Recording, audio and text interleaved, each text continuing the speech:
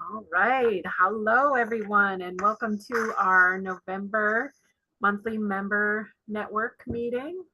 I'm Gail Nolan from Connecticut and also the interim executive director and the board chair for NFSN. So I'm just going to go through the agenda real quick. We have it up, sharing up on the screen.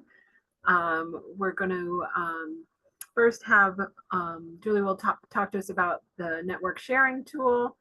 And then we're going to hear a presentation from Lucas about Casey family programs. We're going to go through some updates and announcements from the staff, such as the findings from the FRC database review. We're going to hear more about Together for Families and how that went. Talk about the national FRC survey and the member survey. And then we're going to hear about the federal funding strategies for committee updates. We're not going to go through those in person today. I'll just highlight that the PAC review committee deadline is today. So there still is time if you're interested in joining that. And you can read a little bit on the agenda that you have that came through the mail. All right, so I will turn it over to Julie to go over the network sharing tool. I'll drop the link in the chat to our highlight documents. Oh, Felipe already did. Perfect. So if you want to click on that in the chat and find your state row and enter in who's here with you today from your network as well as your highlight, want to call your attention to column F, which was added since this was sent out on Friday. We are particularly, this came up through a conversation with the FRC Coalition, wanting to ask about your network and the fidelity monitoring tools that you may have. So just want to ask about that as well. We aren't going to do extensive sharing through this today, so invite you to look back through this at the end of the meeting to see what other networks are up to, as we'll have several exciting presentations to hear today. But thank you so much for filling it out in advance. Thank you. And I don't think I said our last agenda item, which is the federal funding strategizing, which Nathan will go through for us. Sorry about that.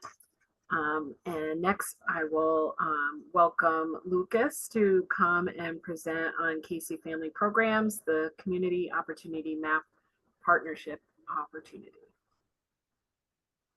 Hi, everyone. Thanks so much for having me today. I'm Luke Gerber, Director of Research at Casey Family Programs. And I've also got with me Takoria, if you want to introduce yourself as well. Good afternoon, everyone. Takoria Jones. Y'all probably seen me before, and that's great with NFSN. So I'm really happy to be here with NFSN and the Community Opportunity Map. Thanks, Takoria. Yeah. So yeah, we wanted to talk to you all quickly about the Community Opportunity Map and give you a couple of announcements about some new things that we've got going on with it. But first, in case anyone doesn't know about the Community Opportunity Map, it's a free, publicly available online mapping tool that we created at Casey Family Programs. It shows around 30 indicators of child and family well-being. So it's got topics like education, economy, housing, healthcare, food, transportation. And a really key part about it is that the data goes down to the neighborhood level. So you can look at a state or county, but you can also look at a zip code, or even draw a circle around the location of your FRC and get data just for that area. And then 2/3 of the indicators can be disaggregated by race and ethnicity. So that's just a quick overview of the tool.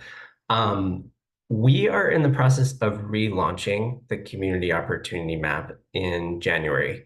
2025 with an improved design, more data, and it'll have more data specific to Latino, Native American communities and tribal nations as well. And so as part of that, the reason I wanted to join with you all today is that we're looking to engage deeper with organizations who want to use this tool. And so I wanted to ask a question that I'll put in the chat and also share 2 opportunities with you all. And the question is, and I saw Virginia here, and I know they've used the Community Opportunity Map a lot. But the question is, have you used the Community Opportunity Map? And if so, how? And I'd love to just hear in the chat some responses if you have used it before, or if there's anything, if you haven't and there's something that intrigues you about it, love to hear that as well. But in the 2 opportunities that I wanted to share with you all, one is that we will be hosting a webinar Wednesday in February for the NFSN membership. The exact date is TBD, but it'll be a training about the Community Opportunity Map, and we'll be co-presenting with the Virginia FRC network. And we're looking for one other FRC to co-present with us. So if that's you, if you've used the Community Opportunity Map and you've had a really good experience with it, and you would be interested in sharing with the rest of the membership for maybe 10 to 15 minutes, I'd love to hear from you, and I'll put my email in the chat. So that's the first opportunity. And then the second one is that we will be expanding our technical assistance and support around this particular tool. And so we do offer, one-on-one technical assistance if you ever want to chat with us. We do trainings for FRCs if you want a training for all of your membership. We do things like that. And we'll be expanding more in 2025. I'll talk more at the webinar in February about the specifics of that.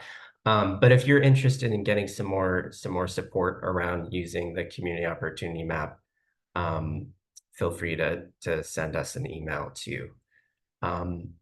So with that, Takoria, is there anything else that I left out? Anything you want to add?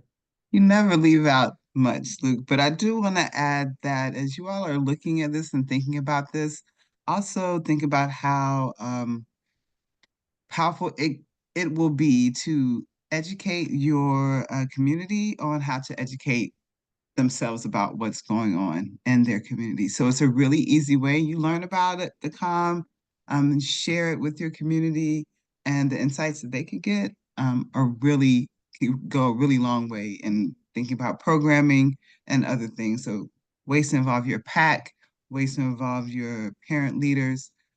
There's so many opportunities. That's why it's the Community Opportunity Map. Yeah. Thanks.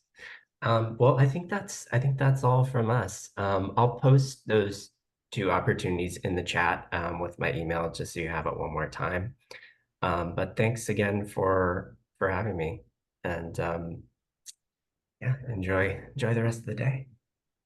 Yep. Enjoy. Excellent. Thank you so much. And I haven't been monitoring. Was there any other questions that people had? I see some comments there, so they'll be going over the chat. But we have their email, and so thank you. All right, so next we're going to get into the updates and announcements. So I'll turn it over to Brenda, Kat, and Virginia. Excellent. Thank you so much, Gail. Really excited. The time has come for us to share the results of almost a year-long effort to do a full assessment of database systems that family resource centers and family resource center networks have used. As you might recall, at the beginning of this year in January, we decided this was an area that we wanted to deep dive in because we're asked all the time, what do you recommend? What's out there? And so the evaluation committee decided that we would have another committee community. And so we brought together an FRC database committee. And today I'm, as Gail said, we have Virginia Howie from Colorado and Kat from Arizona, who will be sharing the results. And I'll just kick it off with a little bit of a reminder of our goals. So we really wanted to put forth a process that would assess and identify the top ranked FRC database systems to support the growing demand by members for both entering and tracking data at the FRC and the network level. And the goal was to have a database matrix that would support not only our own assessment process, but to help you identify the top priorities that you have when assessing what you might want to do next and exploring in this space. So I'll turn it on over to Virginia, who will help us walk through what we did to conduct the assessment, and then Kat will walk us through the results of the assessment. Thank you, Brenda. Hi, everyone. In March of 2024, NFSN began its search for data system to be considered for review and opened the submission process for NFSN members to serve on the database committee. The goal of the committee, as Brenda just, we went to open submissions.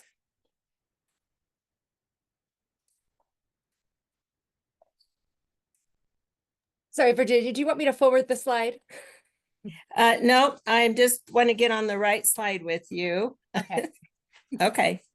I'm there. Sorry. So they opened up for committee members, and we developed criteria for serving on the committee. We wanted to be sure that we had diverse representation on the committee, and that included criteria around network representation, network staff representation, FRC staff representation, different types of networks, and different network stages of development, from emerging networks to evolving, all the way up to well-established networks. And the committee had asked for self-nominations, and NFSN was delighted to receive quite a number of applications, more than the number of spots available.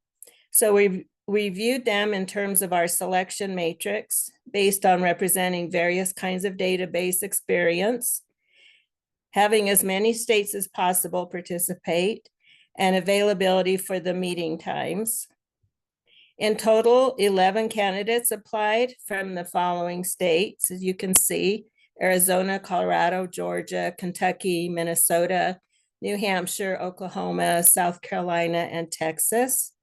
And 8 out of the 11 candidates had experience developing or implementing databases at the FRC and/or the network level.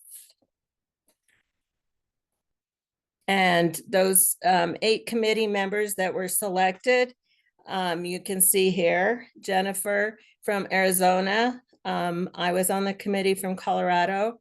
Rebecca from Georgia, Tanya from Kentucky, Lee from South Carolina, and Jeannie Mansell from Texas. Plus we had Kat Willard, evaluation committee chair, and Brenda, NFSN co-founder and associate director. And additionally, Christopher Kingsley, Director of Data Tools and Measurement from Annie E. Casey Foundation, offered his expertise to the evaluation of data systems.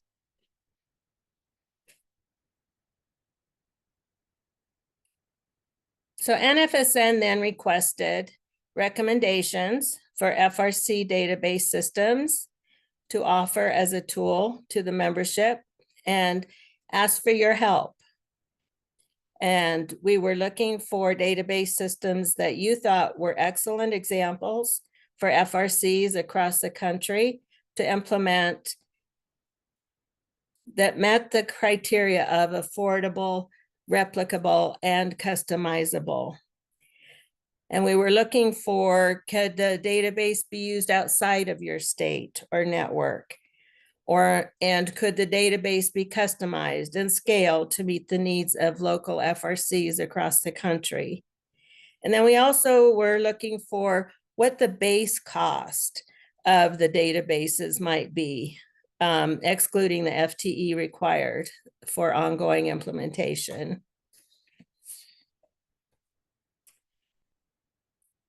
Next, the committee developed a national FRC database assessment matrix that included key questions and assessment criteria, including functionality and features, data management. We looked at reporting and analytics and user accessibility. As we said, we're looking at scalability and flexibility. Looked at performance metrics, also data security and privacy. We wanted to know about vendor support and reliability, certainly a cost analysis. We initially wanted to find feedback from current users.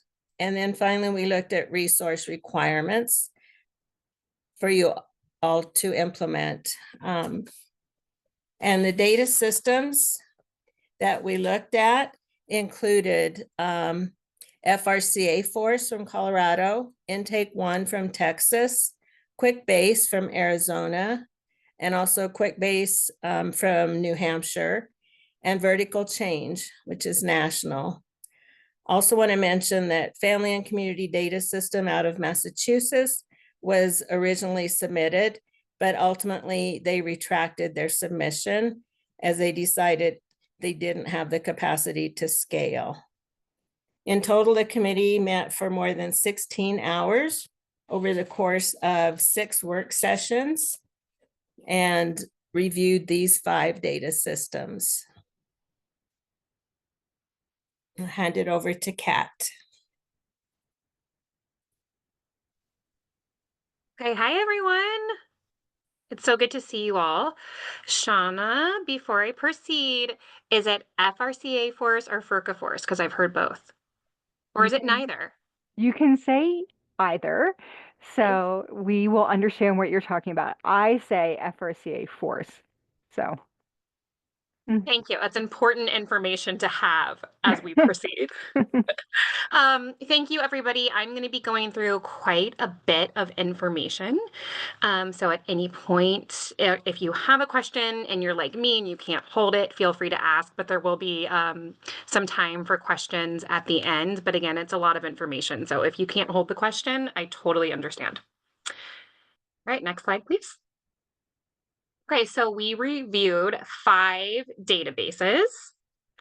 And those databases are FRCA Force, Intake One, QuickBase from Arizona, Vertical Change, and QuickBase New Hampshire, as Virginia just shared. And we looked at 10 different categories of criteria for these, as Virginia just shared. And so we'll get more into those and what the results found. Okay, so first we're going to go into functions and features. And what is that? We looked at system integration. So how does it integrate with other existing software systems? We looked at what's already pre-built in the system in terms of common tools or data tracking systems that members might want to use. We looked at tracking in general and what level the system is able to do. Is it able to look at family level? Is it able to look at FRC as a whole level? And is it able to look at network level? We also wanted to know if it was customizable for different user roles within an organization, such as a director of a family resource center and a family resource center staff. We also looked at customization for data fields and formats. As we all know, we're trying to get to this place as a nation where in Arizona, we say we served 21,000 individuals, and in Colorado, they say they served 21,000 individuals, but served could look different in both places. So really allowing to be able to customize that on the individual FRC and FRC network level. We looked at the workflow customization and how that could be customized. We looked at CRM functionality, so the customer relationship management tool and how that integrates with systems. And the results for this specific category were that QuickBase New Hampshire did the best here. Oh, nope. Yeah, QuickBase New Hampshire. Yep. Followed by QuickBase Arizona, followed by Vertical Change, followed by FRCA Force, followed by Intake 1. Okay. Now we're going to go into data management. So this one's really easy to understand. We essentially wanted to look at if the process of data entry was user-friendly and efficient. So on a FRC staff level, manager level, network level, we wanted to look at the security system that the data system has in place to protect personal data, sensitive data. We wanted to see what it was like to retrieve data in the database. Was it quick and effective? Was it easy to understand, easy to get in one place when needed? And then, as always, we looked at the data integration. So does the system have the ability to integrate prior data from another system within? Next slide, please. And so here, both Vertical Change, which was the national database, and QuickBase New Hampshire had a tie. You can see here. And if it isn't obvious by now, we looked at different areas, these 10 different areas that we looked at, and all of them have different rankings within those 10 areas. And then at the end, we have an overall ranking, which I'll explain. Okay, reporting and analytics. I'm trying to liven this up because I know that this is a lot of information. We looked at reporting tools. So was there a comprehensive suite of reporting tools that meet a wide range of needs? Again, on the family level, the FRC level, the network level. Advanced analytics, including like analysis of data and assessment comparisons. We looked at analytic capabilities. What are the features that are available to support us throughout the decision-making process? And we looked at custom reports. We all know how important custom reports are. Next. So FRCA Force was the winner here, as you can see. Next slide, please. And this will all be made available to you, but as we're going through this process and you do not have a database, think about which things are most important to you. Okay, user accessibility. Who's ever doing the slides, you're doing a wonderful job, like perfect. Okay, user accessibility. So we looked at interface usability. Is it intuitive? Does it facilitate ease of data entry and retrieval at an individual level or even a family level? Are there comprehensive training resources that are ready and available for new users so that when FRC gets new staff, it's easy to get somebody onboarded? Is there ongoing support and technical assistance to really have an effective user experience? The number one here was FRCA Force. Okay, scalability and flexibility. We're halfway through. I told you it was a lot. Next slide. We looked at user and data volume scalability. So how could the database handle an increase in user numbers and an increase in data volume? We looked at the features. Does it allow for easy addition or removal of features as an organization's needs might change? And we looked at how the system effectively supports data migration and how upgrades occur within the system. So when the system needs to upgrade, does it have disruptions to the users or does it have minimal disruptions? And here, QuickBase New Hampshire was first with a very close second for QuickBase Arizona. We looked at data security and privacy. This is a really important one for many users, especially those of you within school districts. So we looked at HIPAA compliance, we looked at data breach protocols, and we looked at access and authorization management. And the number one here was FRCA Force. Okay, so we also looked at vendor support and reliability. We looked at it all, guys. So bear with me, we're almost through. So we looked at if the vendor is well established and demonstrates market stability. We also looked at, oops, sorry, you can go back one. We also looked at what support resources were available from the vendor. Was there extensive training and support, and is it available to all of the database clients? And here, FRCA Force ranked #1. We looked at cost analysis, obviously incredibly important. We looked at some different indicators within here, obviously, but we looked at the base level cost of the system and is it competitively priced compared to other similar systems. We looked at the cost of scalability and is this clear and is it cost effective? We looked at contractual commitments. So what does the long-term contracts or commitments look like, and are they reasonable, and do they align with industry standards?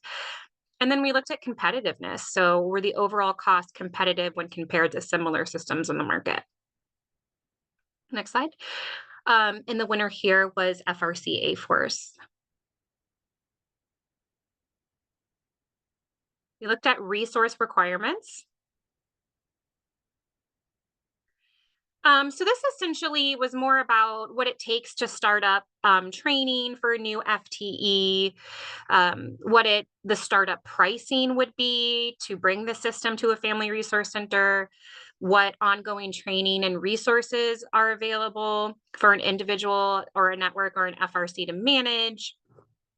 Essentially, all the startup and ongoing resource requirements of the system. We looked at, next slide. And the leader here was FRCA Force. Okay, so I said we looked at 10, really, we looked at 11. Isn't that incredible? We looked at all of those things. So again, I told you that there would be different areas where different database systems would be the strongest in that category. And then we looked at it across the board. And so across the board, FRCA Force came in at #1. Followed by QuickBase Arizona, followed by QuickBase New Hampshire, followed by Vertical Change, followed by Intake 1. Next slide. So what did we do? So again, we had 5 databases that were chosen. We had asked various entities all over the networks and in the nation to include their database to be submitted for us to look at. We had our 9 committee members who reviewed the database and we ranked them based upon the predetermined criteria. Some reviewers did not complete all databases or functions. We had averages based on the number of people that reviewed the databases. So values in each formula section would differ. And then obviously these were totaled and aggregated, and some databases received the same average category totals. So for example, there were 2 databases that scored 17.6 for the data management category. Next slide. What questions do you have? I know that was quite a lot of information, and don't worry, this will all be made available to you so that when you need to make database decisions, we got you back. We have some of our databases on here.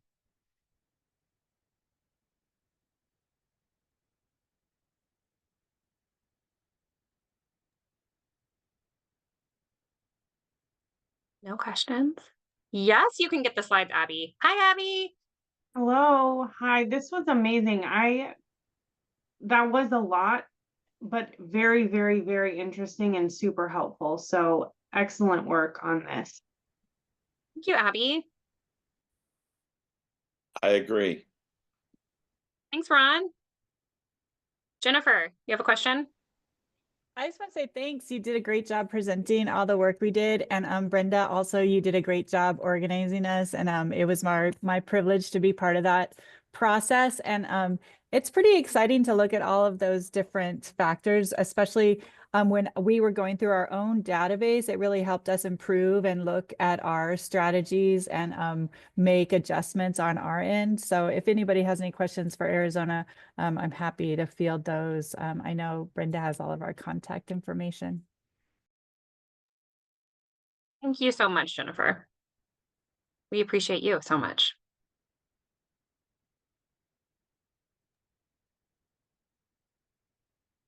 It'd be helpful to get some examples from the criteria. Sure. And I'll go ahead. We'll show next steps here in just a second in terms of the deliverables that you'll have to look at afterwards. But wanted to share with you as an example of the matrix that everyone will receive as a tool that you can use for assessing database systems. But I can't get my Zoom share. Where did it go? Okay, here we go. So we had, I believe it was over 50. We had roughly 50 different points of assessment and evaluation that we created. And then we actually went back and said, wait a minute, how we asked financial questions weren't enough. So could you please supply us with even more information? So we have an additional cost analysis that we did. And as we're preparing the executive summary, the presentation materials, everyone will also get this. And this is your own editable version for your own investigative journey of what you might be looking at as it relates to your most important criteria. You know, we'd recommend that these are the top categories to assess overall, but everyone has a uniquely different kind of focus point. And that's why we wanted to have a matrix that is editable for your purposes that you can then use as an analytic tool. So this is just one of the pieces that you'll see in how each of the functions were described very specifically.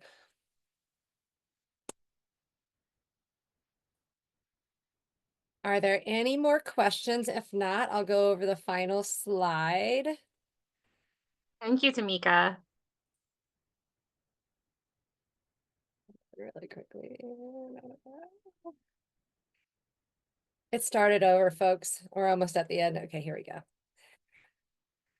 I will screen share. So in terms of next steps, what the committee will be doing is we're working on an executive report of all the findings. We will have an FRC database toolkit, and this will include the executive report, the assessment results in the presentation that we just gave, and the matrix template for each network and their FRCs to leverage. And we'll also put it in our FRC and FRC network hub so that it's accessible there. And, you know, really the next question is really assessing the feasibility of NFSN making a database system available for all NFSN members and their FRCs. At a very low level, you know, over time, we've heard requests around being able to track standards, right? Even just standards trainers, standard certifications, or the assessment tools that come with the standards of having a place that you could upload it. There's also been requests and conversation around all of that amazing data every year we collect through the snapshots. Guess what? We're already planning for next year. So how could we streamline that assessment process and gathering those inputs at a very just basic level? And then what it might look like if FRCs or networks wanted to develop it out more thoroughly. These are questions that we don't have the answers to, but this is phase 2 of the work, is asking the question and assessing the feasibility of it all. So that's, as you'll see in the evaluation committee updates that are at the bottom of the agenda, that's one of the priority areas for 2025, is assessing that feasibility of a database system that could track various pieces of our collective work to tell a better collective story. So just want to thank the committee members one more time. If you could do a shout out with an emoji in the chat, all your appreciation and love that you have for like 40 hours of volunteering each person, and that might be on the small side of things. Like, it was a heavy lift. So just want to extend from NFSN to you our deep, deep gratitude, and for all the database systems who put in their assessment, their system for assessment. We appreciate you journeying with us along this process. So thanks, everyone. Thanks, Virginia. Thanks, Kat. We'll turn it back over to you, Gail. Thank you so much. That was a lot of time, a lot of effort, and very well done. And so thank to the committee, and I'm sure you're a little bit relieved to be done, but it gives a lot of stuff for people to think about and to utilize from here out. So very excited for that. So next we're going to turn it over to Julie, who's going to talk about a little recap about the Together for Families. Thanks, Gail. Just a quick update about the Together for Families conference. Just super pleased to report on the success overall of the conference. We saw remarkable success in sponsorships, exceeding our goal with, it's a new event goal actually, with 17 partners, sponsors, and exhibitors. The feedback that we received so far was also overwhelmingly positive.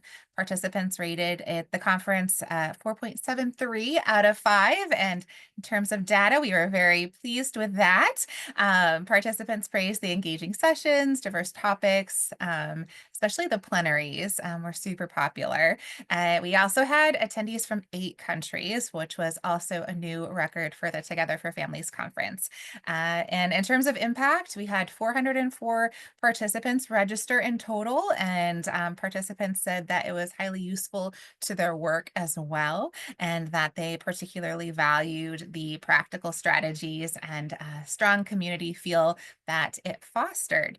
And we also will continue to receive more feedback over the next couple of months. Participants have 3 months to review all of the recordings and really take a deeper dive if they were only able to participate in some of them. So we'll have more data by the time that closes out. But for now, these results really show significant progress and impact on our mission.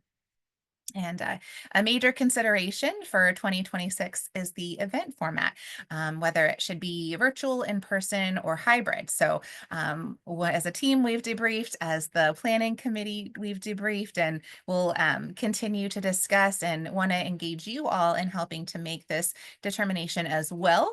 We'll be launching the 2024 member survey today, actually, and I'll talk about that in just a few minutes, but want you all to weigh in on that component as well. So if you have any questions at all, would love to hear them.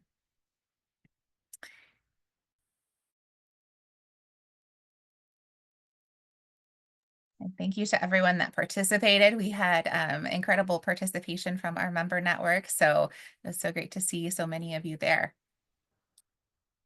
It was fabulous. I enjoyed it and have looked back on some that I was had other commitment time to, and so it was good, and very excited, and really want to thank you and all the staff for the work on that. It's a big lift with all the coordination and the planning, and so it was amazing. A 3-day conference, as you all know, is a lot, but it was really well done. So really appreciate that. All right, so next we're going to hear from Brenda about the National FRC Survey, which has a deadline of November 20th. Yes. So as you know, we've been working with Annie, Casey, and Child Trends on rolling out the very first survey ever of family resource centers across the country.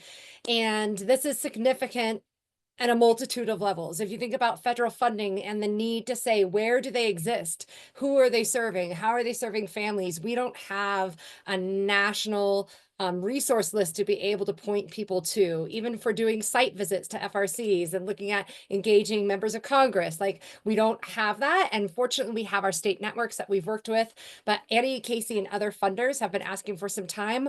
A, where do they exist? B, who do they serve? And for Annie, Casey, even more important, equally as important, is diving deep into how FRCs are uniquely serving young families. So families with youth age or adults age 24 and younger who have children, and how are they helping prevent them from entering into the child welfare system? So part A of this is this national survey, and part B is then funded learning cohorts to understand FRC's unique role in this work. So it's really, really, really important that you reach out. Please, if you, here is from 1 week ago. This is the data we got from Child Trends. You know your numbers. If you have not responded at all yet back to Child Trends, please do so. We don't have much time left. We're 8 days away. If your numbers look lower than what you feel like they should be, again, we've asked for the FRCs that are part of your network and any other known FRCs. I know Hawaii's reached out to other folks who are FRCs who aren't a part of their network to make sure they've gotten the survey too. Please be the change and be the voice of getting this out to people in your state. I put Rachel's email here. She is the point person. There was a small glitch in the email contact list initially. Tamika, I appreciate so much you raising that at the board meeting. So they sent out another batch of emails to everyone. If you haven't received this, let me know, let Rachel know. But please, like we know that there's more than 3,000 family resource centers across the country. Right now we have 138 that are documented. That's not enough. So 8 days left. It's like going to the polls, right? Everybody put in your vote, let your voice be heard. And the good news from all of this is that what we're going to do, we're going to hopefully be working with a community opportunity map. We will be working with them, but we'll figure out how exactly the mapping of the FRCs happen. We'll be using some of the information to enter into their database and heat mapping it on our database. So please be the advocates in your state for making sure the representation comes in as much as possible. I think I've pleaded enough. I'll turn it back over to Gail.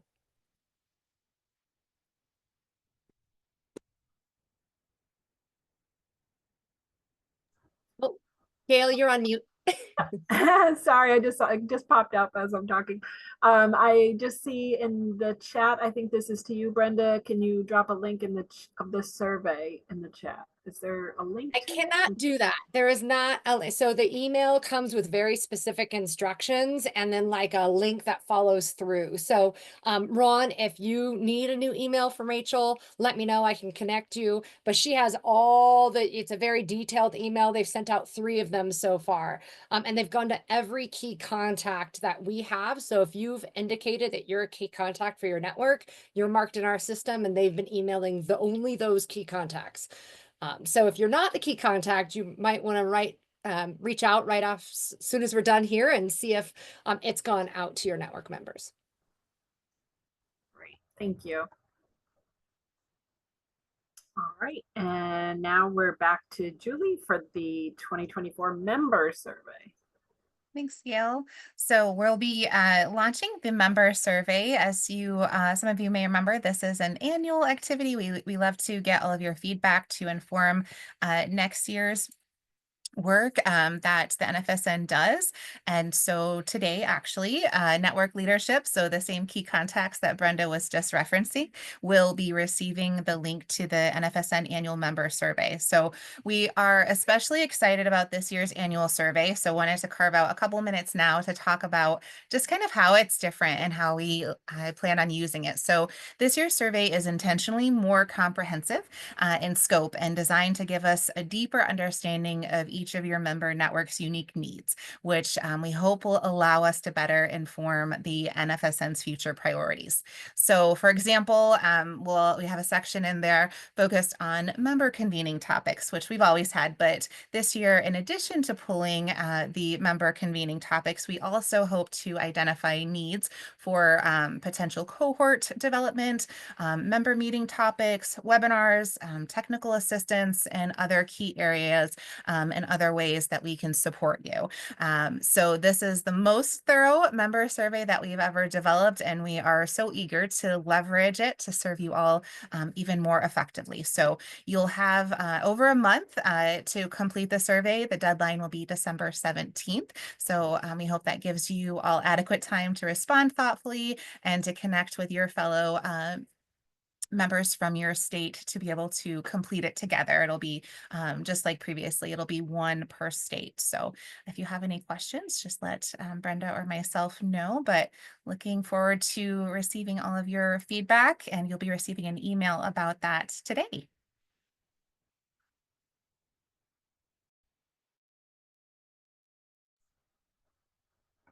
All righty, I don't see any questions right now, but we'll keep looking in the chat for some more questions.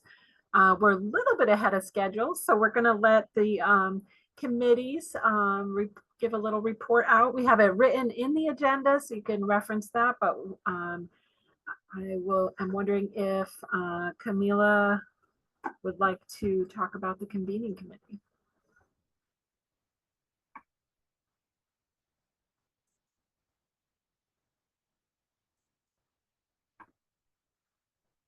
And I don't think Camila's here today, but for the convening committee, just wanted to mention that we have our first member convening meeting coming up to plan for the 2025 member convening.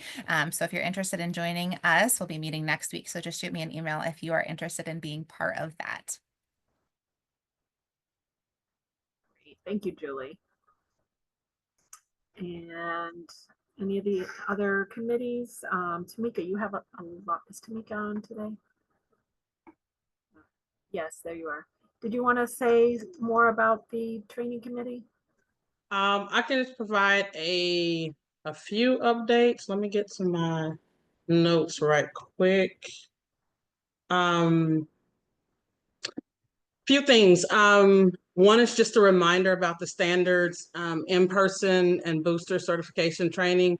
Just to note that that training is specifically for standards trainers, current standards trainers. So the link should be shared. But the first one will be December 4th, and the second opportunity will be January 23rd of next year. These will be the two offerings that will be offered at no cost to standards trainers, and we'll give the trainers the opportunity to then facilitate standards training in person, as well as doing those booster recertification trainings. So if you, as networks, if you would please just remind your trainers, if they haven't already signed up, to please do so. We greatly appreciate that. Secondly, the Connect with Effect outreach training. There's one that took place on, or that'll take place on November 13th. And that one filled up. That's tomorrow. That one filled up quickly. And so because of due to that high demand,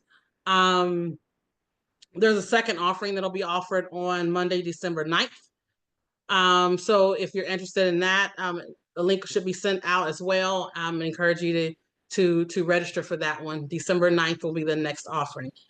And then lastly, there was a lot of great feedback from this is regarding the father engagement training.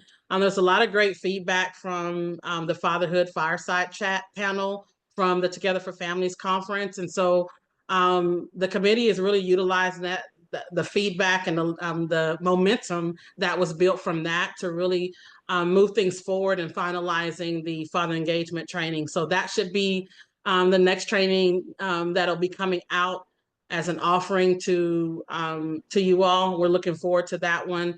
There's a lot of conversation on the national level just about fatherhood engagement in general. And so be on the lookout for that one. Thank you, Jennifer. She just put the Connect for Effect link in the chat box. And then lastly, I think someone mentioned this earlier, we'll be doing some revisions. If you have individuals who are interested in being a part of the Parent Advisory Committee revision, training revision, please have them complete that application today. Get that to them, have them completed today. We have received some, so we're excited to get to work on that and move forward with that. And I think that is all I have. Thank you, Tamika. There's a lot of work been going on in the committee, so really appreciate all that and getting more trainings, new trainings, updated trainings of all sorts. So really trying to listen to the members and what everybody is wanting to see and hear, and working at that as fast as we can. So thank you very much to that committee. Did anyone from, I know Kat, you just presented a whole lot, but I didn't know if there was anything else from evaluation you wanted to highlight. We have lots to highlight. Okay. You guys aren't done with me yet today. Okay. So there is a new brief on family resource centers from the knowledge management team at Casey Families program called What Do We Know About Family Resource Centers? In the appendix, what do we know about family resource centers? The evaluation committee met and figured out what we want to do for 2025, what our priority areas are. And it is developing family resource center fidelity checklists. So that's super exciting. self-assessment tools for individual family resource centers, assessment tools to evaluate foundation and high quality family resource center practice, supporting the launch of the National Family Support Network Innovation and Research Fund to do a lot of these projects, assess the feasibility of the National Family Support Network database system to track standards and the National Family Support Network snapshot data. So those are the things that we'll be working on for 2025. And if I could just give one shout out, the new brief from Casey Family Programs, like when you have a funder who loves what you do so much that they on their own have their team make the most up-to-date, thorough, amazing compilation of what it means to an FRC, like that's a huge win. So I got an email 2 weeks ago that said, hey, guess what? Our team put this together. We just launched it. Didn't even know about it. It is fantastic. If you're looking for the most up-to-date research around outcomes, around the prevention of child welfare, the characteristics of an FRC, the referral basis of an FRC. Almost every network is mentioned in there, almost. So if your network isn't, I'm sorry, we weren't in charge of that, but it is highly referenced. It should go on your websites. It should go in your member newsletters. It should go into every FRC that you have. So when you're getting into bed tonight and you want a good something to read, dive into this news brief from Casey Family Programs because it is good stuff. You guys are cracking me up. This is so awesome.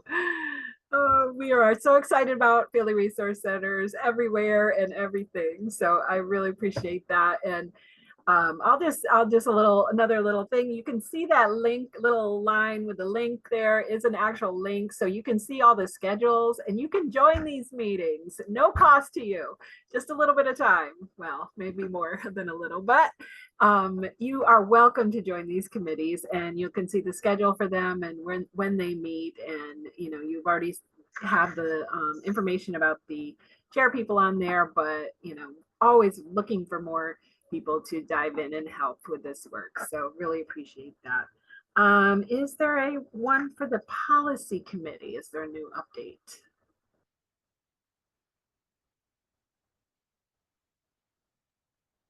If Marianne isn't here, we are working to think about what next year's briefing on Capitol Hill looks like. And also I've been looking at the partnership and deepening that with the National FRC Coalition around federal funding for FRCs, which is next.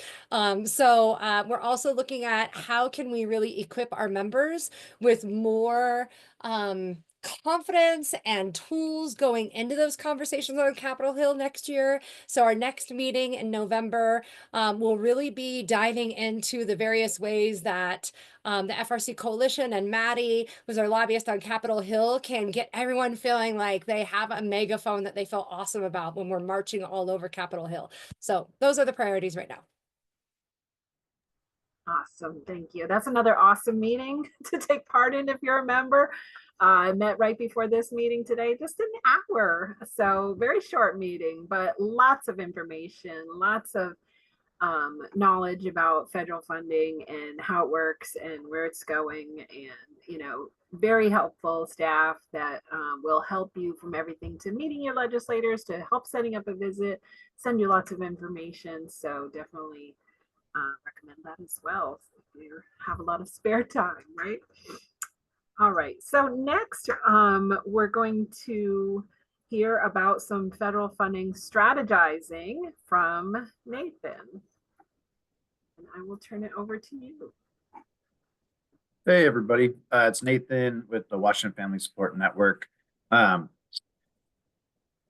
If you may remember, Janica, who's also a part of the organization that hosts the Washington Family Support Network out here in Washington, and I have been a part of forming the Family Resource Center Coalition, of which the National Family Support Network and many of your state networks or your state network partners are members now.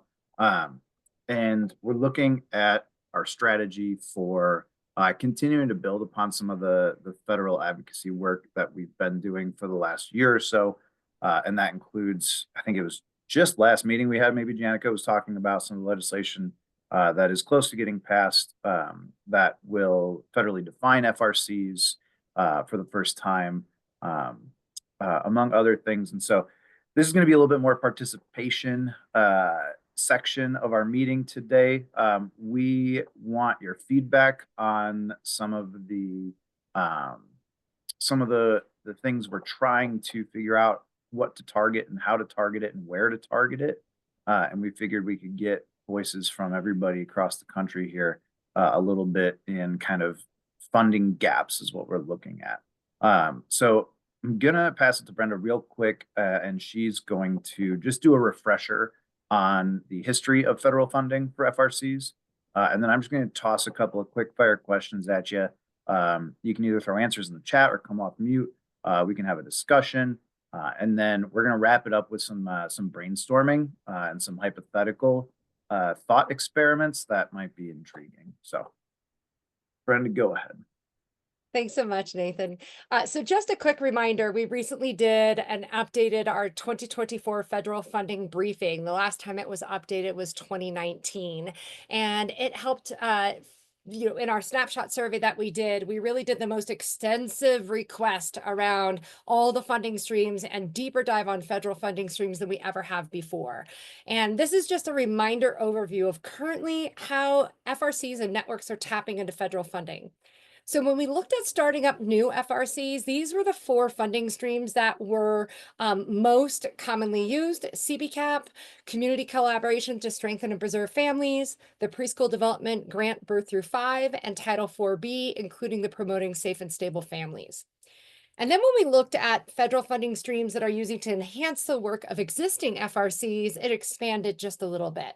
And here you'll see that it includes the Community Services Block Grant, Early Head Start, McV, PDGB5, the Social Services Block Grant, Supplemental Nutritional Assistance Program Employment and Training, TANF, and the Title IV-B Kinship Navigator, and the Workforce Innovation Opportunity Act.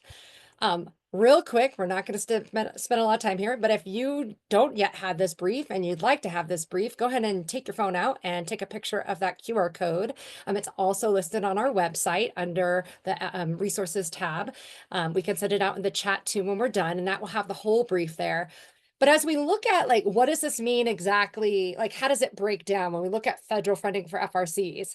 One of the areas we looked at is funding that passes through a network to support FRCs. And these are non-funder networks, so not like a government funder, private funder network. And you'll see 13% of funding goes through networks to fund FRCs. And of that, the 2 funding sources include CBCAP and then Early Head Start dollars. And for funding for FRCs that doesn't go through the network. So we asked our members, hey, what do you know about federal funding that your FRCs are using? It raised the percentage to almost 40% that you leverage federal funding to support their FRCs. And when we looked a little deeper at federal funding, and this is a lot of data here, it's a little hard to see, but we have community-based, the CBCAP dollars essentially coming in at 21%, TANF coming in at 18%, then an equal tie at 8% of the Community Services Block Grant, McV, and the Supplemental Nutrition Assistance Program, and Title IV-B, including the Promoting Safe and Stable Families. And then at 5% was Early Head Start and the Workforce Innovation Opportunity Grant. And at the lowest was 3%. That includes County First 5 Commissions, the Preschool Development Grant, and the Title IV-B Kinship Navigator Grant. Back to you, Nathan. Awesome. Thank you. So that was beautiful. And I think it emphasizes the point that there's a lot of opportunity for funding in the federal government. There's already a lot of things that are aligned to what FRCs are doing with federal funding. But it's currently structured in a way that I think all of us have kind of seen for family resource centers, where it's really kind of, you have to hunt it down, you have to find it, you have to get it, you have to create a program around it, you have to adjust your program to something else now because now it's something different, right? It's chunked up, and it's not targeted FRCs, it's just overlapping with what we do. So that's why I want to have this conversation. So less about kind of what programs you find funding for, but more about funding for the FRC kind of as an entity, as a model. I wanted to, if you can put into the chat, what areas do you feel like FRCs in your networks have most consistently struggled to find funding?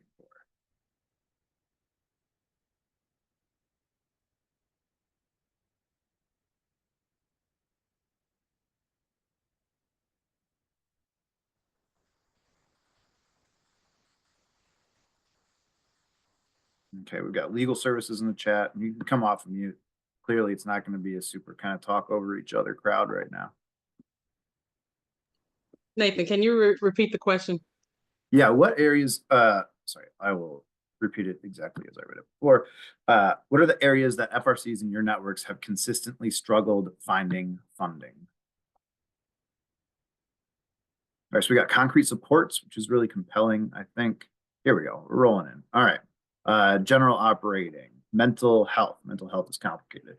Sorry, that's my background. So whenever we talk about behavioral health and FRCs, it's like, oh boy, there's a lot there.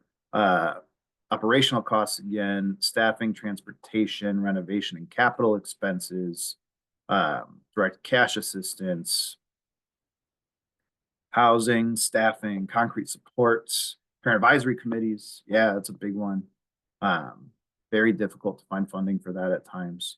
Undocumented community members, staffing, transportation, legal services and kinship, ongoing staffing. Cool. So we're seeing some patterns here. We're seeing some overlap. I like that some of it is services provided, but not necessarily, specific evidence-based programs implemented. And some of it is just the functioning for the network. If you think of just one thing, right? So let's picture federal funding. I go to DC and I say, hey, Donald Trump, this is really exciting. You should fund this in this specific way. And he listens to me and follows through with what he says. What would be the one thing that you think your FRCs would most benefit from getting federal funding focused on? Does that make sense? It's like the magic question, right? Wave your wand. FRCs no longer have to worry about this thing because federal funds are covering it. Okay, we got staffing. Right, non-program staffing is what I'm seeing there, Sean, I think.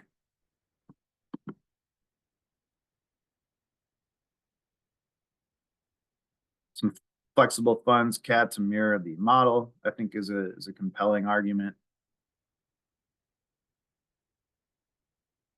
And some concrete supports so that there's no eligibility.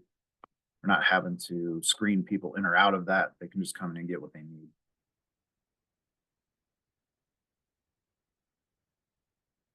Base operations there.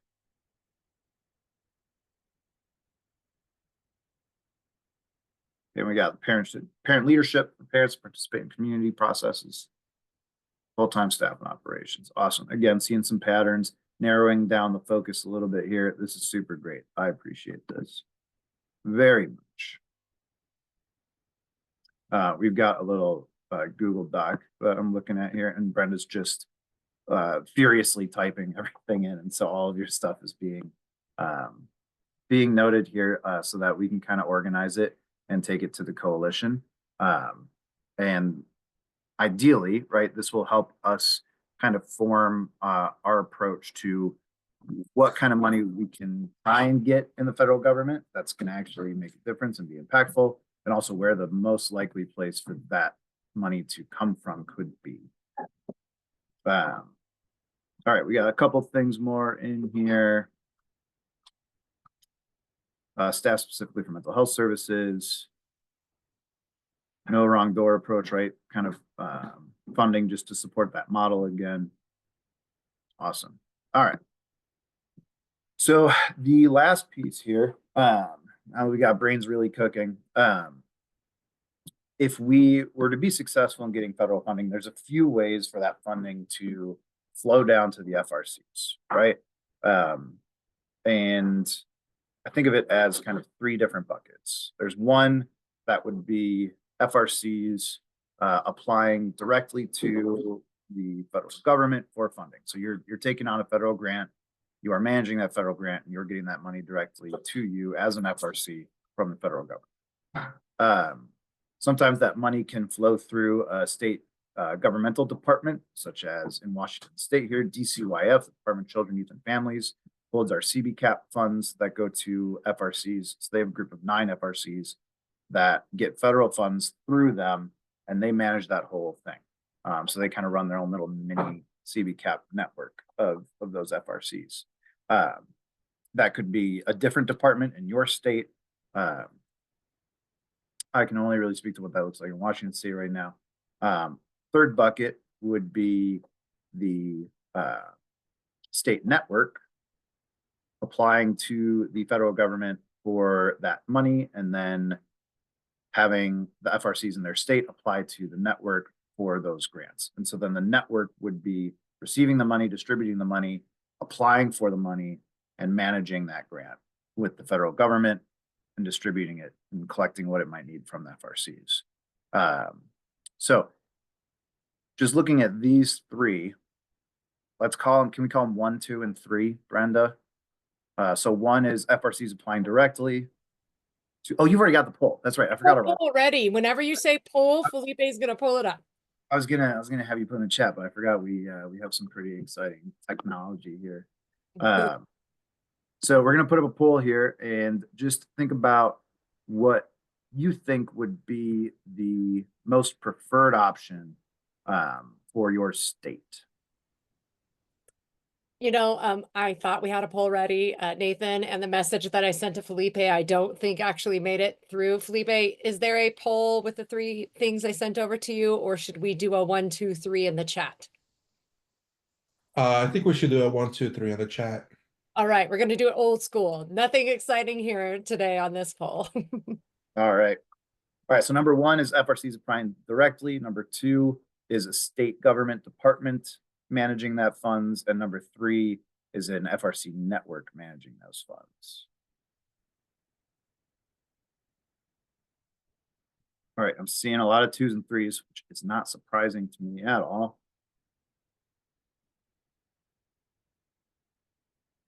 Michael, I see you asked about the spreadsheet that we create with this. I don't know what we're going to end up kind of putting this information together ultimately to create. I don't know if we're going to put together like a document that's really going to capture it, or if we're just going to use it at the coalition to kind of inform what we're doing. But anything that does get created as the coalition is creating things to either advocate with or to share with partners, you'll be sure to receive it here. Everyone here will. So. And then there's a question, Brenda, about the PowerPoint with the funding info that you shared, if that'll be available. And they have a meeting on Friday that they would like to share that with them. Yes, I actually have an expanded version that was presented to Colorado's network last week that includes a few more slides and details. So I can pop that in a shareable option to, actually, I could just upload it to here in just a second. Yes, I'll do that. Michael, I like the big bold, assuming operating support for network to administer. And that's something I forgot to mention. I don't know how I made that bold. That was an accident. I don't know either, but it's relevant because my expectation would be every single state government department that would hold this money is going to take a percentage for operations and administration. So my expectation would be that the Family Resource Center network that does that would do the same.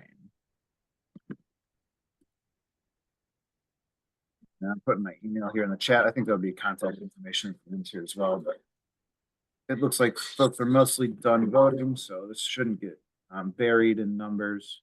So a lot of 2s and 3s, just looking at it, I think the 3s probably have it maybe 66 to 33%, maybe 60-40. I'm sure we'll count that up and actually figure it out there. And I think that kind of aligns with what my expectations were. Brendan and I had a conversation just about what that next step would then look like if we were able to structure funding through state networks, and part of what Michael brought up, right, the support for administration of those states that don't have networks, states that have just volunteer networks, right? We have so many different kind of components at work here that we just want to be really intentional if we push a certain direction, that we have plans in place for the folks that maybe don't totally fit into the kind of majority that direction is supporting. So I don't know if we have enough time to really get into that. My assumption is no. But if you just have thoughts that you're chewing on that over the next 5 to 10 minutes, you want to just like message me with that or email me with that. We're only barely starting to touch the surface of thinking about how this could work, which is why we brought this here first. But all thoughts are good thoughts right now at this point in the process. So. And we do have about 10 more minutes for any brainstorming or strategizing or Oh, cool. questions that folks have with regard to this. It's the very beginning of a very intentional process and one that has immense opportunities down the pipeline, but has to be thought out thoroughly.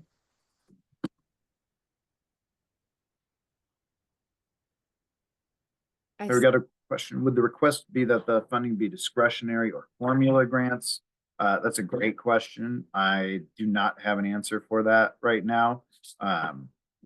That a bit depends on where we think we can actually get money in. That'll determine what kind of money it'll be. So that's kind of the juggling act that we're doing here. It's like, okay, what actually works for FRCs, but what actually can we access? This last kind of round of advocacy that we did, we kind of bounced around a couple of different pots of money that we were trying to get to that looked like different things for that reason, because of whether or not it was discretionary, gave us access or kind of precluded us from having access. Michelle in Virginia.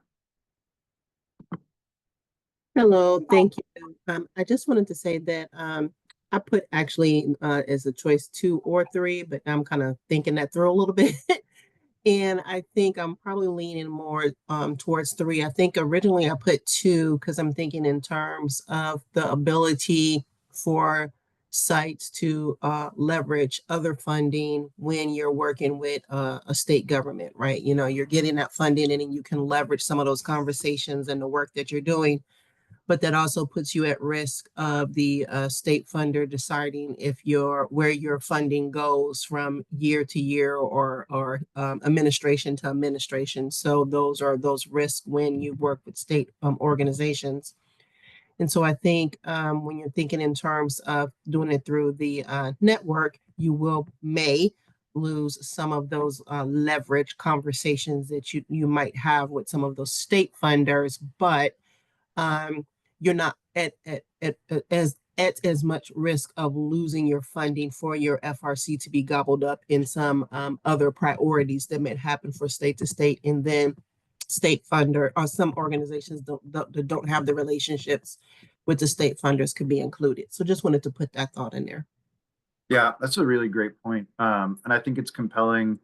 And a big part of why we felt, even though we couldn't get FRCs in any kind of pot of money this last year of advocacy that we've done, getting a definition in any kind of federal piece of legislation for FRCs, I think will go really, really long way in avoiding what has been the reality for FRCs for a really long time, where it's funding for things that FRCs do, but then the folks that hold that funding decide who they actually want to fund to do it. And so FRCs just either get included or they don't, but it's not funding specifically for FRCs. So my hope is with that definition, we can kind of guide whoever does get those funds into a place of understanding, like, okay, these are the target organizations for these funds, and this is how we can support them. Not well, FRCs were doing this, but now I heard about these other things down the street that maybe we will try and fund them to do the same stuff, even though they haven't really been doing it much lately. But that's just how decisions get made sometimes. It's incredibly difficult for nonprofits to keep up with that. So yeah, Kat pointing out hard for volunteer networks and networks that are not 501c3s or state agencies. Brendan and I talked about that a little bit earlier today too. What would that look like? I'm not a volunteer network, and so I can't really speak to that. And I don't know how that's structured, but it is something that I thought of pretty quickly, that if we did do that and recommend that, there were, I assume, a few networks at least that would just be like, I absolutely don't have the capacity to do this. So I guess if there's anybody here on the call that's comfortable saying, I'll tell you, I don't have the capacity to do it right now in Washington, we would have to hire somebody. And that's, I guess, a question that we wanted to ask too. If there's other folks on the call that are like hearing about this and they're like, well, this would be great, but like, I don't want to do it. I can't do this. Are you kidding me? if you could speak up and say like kind of what the structure is in your state that has you feeling that way, and if you would consider hiring if funding did come this way or not, or if you would try to advocate for it to sit elsewhere.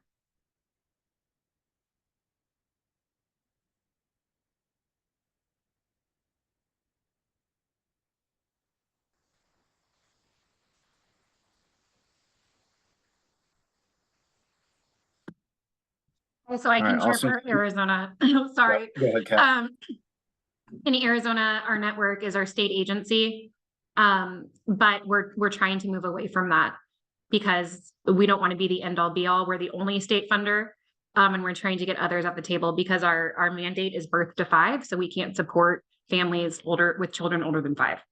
So we're trying to move as a different system, and that's been tricky because the network might not have the ability to have staff, to be a 501c3, to write for funding, to administer funding, to do any of that. And I think that's a very realistic landscape for networks that are not funder led. Yeah, federal grants are an absolute mess. And I'm working very hard to keep my language professional, I think, in terms of how much effort is required to manage a federal grant. And I think that's why we saw no one put ones in there at all, because we all understand that FRCs, I think it would be a non-starter. I'm a part of a very large organization. We have a host organization in Washington State, akin, that supports the network and also has their own FRCs. I don't even know if we would go after a federal grant because of just the work that it requires. And so, yeah, I hear that. We got something from Michael. In California, the history is funding intermediary for the state. And so they've got a sense there of what they do to administer the funds. So yeah, some of the networks that have already been a pass-through for state funds, this might be a super easy, already have the infrastructure thing to do.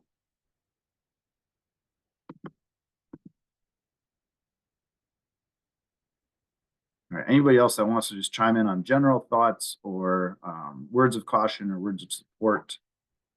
Again, I think this is still a pie in the sky kind of goal that we have here to even get federal funding. So I just want to emphasize that having this discussion does not mean that like in a week I'm going to email and you be like, hey, guess what? Figure out how to get money to your FRCs. That's not where we are at all. Just to suppress some of the potential excitement, but also to quell some of the probably very real anxiety around this. This is a long-term project that we're just at the very beginning. Hi, this is Joni from Alabama. So we receive state funding in the form of SNAP A Reset as well as TANF for all of our family resource centers. And we're on year 4 of receiving that funding. We receive the funding, it goes through our DHR. And I would say that just having been 4 years into this, like it was a very large learning curve, and we're still learning new things, and things are constantly changing as DHR, like it's week by week, that not every week things are changing, but things change a lot. And so we've really become like the middle person in navigating that for our family resource centers, and just taking on like, that's my full-time job, and there's another coworker that's their full-time job, is just navigating this funding, and it takes 2 people, and we're still like somewhat underwater. We just brought someone part-time. So just in this is like navigating, like being the middle person for that state funding, and that the changes, like the funding changes. And so just being able to like know that you have to also be the person that's talking to all of the FRCs who are receiving this funding and like communicating expectations, because they don't talk directly to DHR. So they talk to us, and then we talk to DHR, and then vice versa. So just kind of that outlook on it too. Yeah, thank you for that input. That also made me think about if this happened here in Washington State.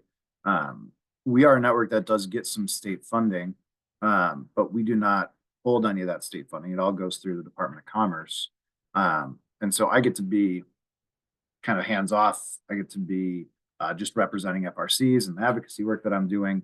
If I suddenly am now holding money and determining who gets that money, or not all members are able to get that money because there's not enough, that's a PR issue that I would have to like figure out how we would manage here in Washington State, because there would probably be some concerns and some equity concerns and all of that. And so I imagine I'm not the only network with that issue that could come up as well. Shauna, Colorado. Yeah, I just think this is an exciting opportunity to just even have these conversations. So, we don't know if there will be any dollars, right? But let's kind of plan for the best scenario here. And I see that state networks can grow out of this, and enhance all of what we're doing. So we had to do a federal audit this year because of our pass-through dollars exceeded such an amount. And that was a big lift for us, right? It's an expense for us to do a separate federal audit for us.